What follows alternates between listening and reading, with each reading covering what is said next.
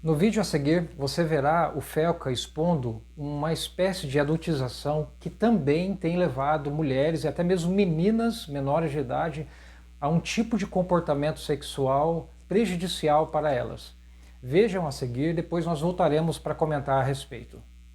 Se eu namorar alguém agora é pra casar. Eu acho que as pessoas têm que fazer isso, tem que namorar pra casar, não tem que namorar pra tirar uma onda, pô. Isso é muito perigoso, cara. Você tá mexendo com o sentimento da pessoa quando você faz isso. Vou namorar, namoro um ano, daqui eu tiro uma onda e vou embora, conhecer outras pessoas. Ou, tô em outra vibe. Cara, você tá mexendo com um monte de coisa dentro da pessoa.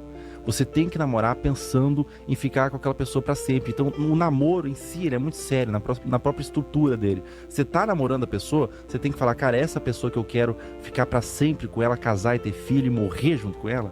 Se não for assim, você tá, sei lá, cara, fazendo um Frankenstein ali, passando um tempo, tirando uma onda. Você tá pensando mais em você do que em vocês. Se eu namorar alguém agora, sexo, cara, eu vou te falar a verdade. Ele demanda muita energia pra você transar. Demanda muita energia. É arriscado.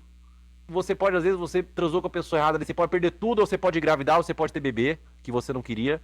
Só atrasalado. O bicho atrasalado. É por isso que Deus escreveu de forma muito bela, né? Ele falou assim: quer transar?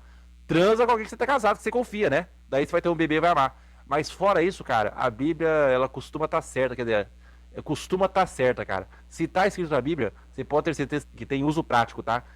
O bicho atrasalado que faz o homem cair na vida, que faz o homem se ferrar, que faz a mulher se ferrar, ter filho que não queria, engravidar e ter doença, que é o sexo, hein, bicho? Sexo, cara, eu vou te falar a verdade.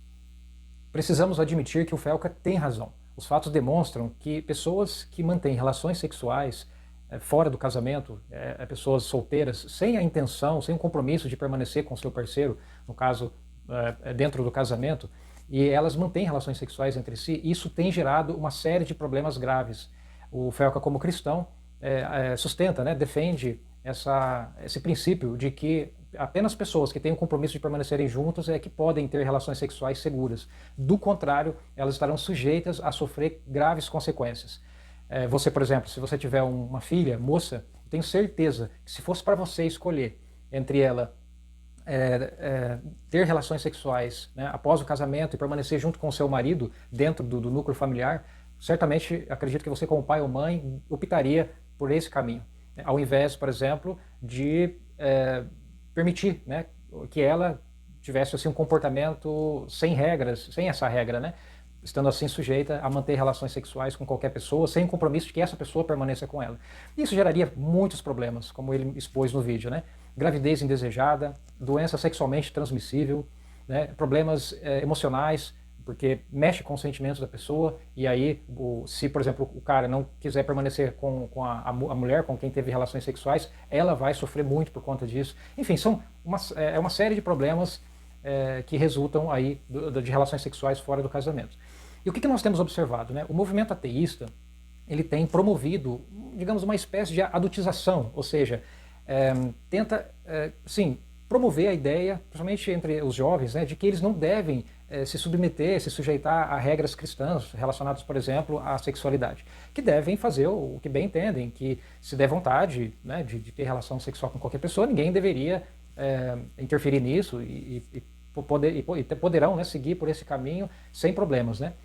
Será que esse é o melhor caminho? Né? Até a Aline Câmara, que tem falado bastante, né, sobre o impacto da religião e sobre o ateísmo, né, ela comentou, né, foi franca em revelar o verdadeiro conceito promovido pelo movimento ateísta. Observe aí. Então não é que a gente deva achar, é que a gente realmente acha normal que as pessoas vivam transando sem compromisso, se assim elas escolherem para a vida delas. Então fica muito claro, né, que o movimento ateísta promove essa ideia, que podemos considerar sem dúvida uma ideia prejudicial, né, de que não deve haver regras, que cada um deve fazer, né, com o seu corpo aquilo que bem entende e ninguém deve interferir nisso. Em certo sentido, obviamente, né, a gente reconhece que cada pessoa tem, né, o direito de decidir o que vai fazer da sua vida, né? Mas a gente nota que o modo de vida cristão ele é mais seguro. Então, se você tem uma filha moça aí e ela optar entre ser cristã e ser ateia, ser cristã no campo sexual seria mais seguro para ela. né?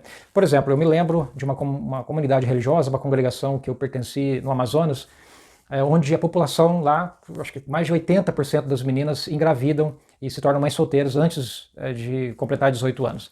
Todo dia tem uma menina nova de 13, 14 anos grávida. É uma pandemia de gravidez de adolescentes lá, algo terrível, né? E, curiosamente, eu fiquei lá vários anos, né, dentro dessa congregação de cristãos, e eu acompanhei o crescimento de muitas garotas, muitas moças ali, né, religiosas, cristãs, e pude ver elas crescendo, da criança, da infância, adolescência, até a fase mais adulta, né?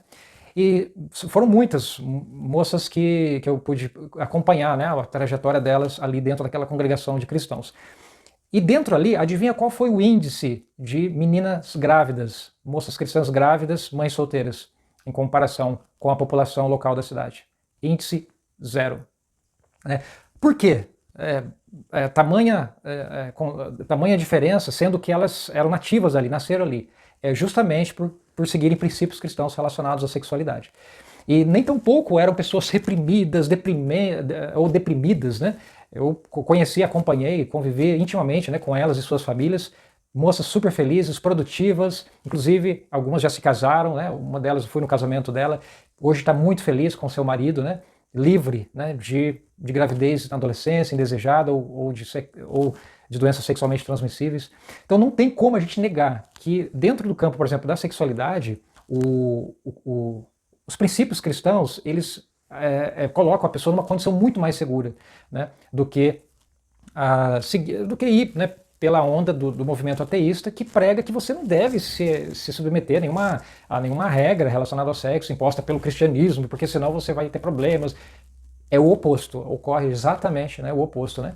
Então, não pode ser considerado normal, algo bom, né, que não traz consequência alguma o sexo fora do casamento. Então, se você tiver, então, como eu mencionei, né, uma filha moça aí, e tiver que incentivar ela a ser uma cristã ou ser uma descrente, uma ateia no caso, saiba que é mais seguro ela se tornar uma cristã e poder arranjar um bom marido e formar aí, né, uma família, né? Então, esse é o problema que eu queria expor aí da adultização. É uma espécie, né, de adultização que acaba por prejudicar meninas menores de idade, nesse sentido que eu mencionei, né? Portanto, precisa ser exposta como algo prejudicial.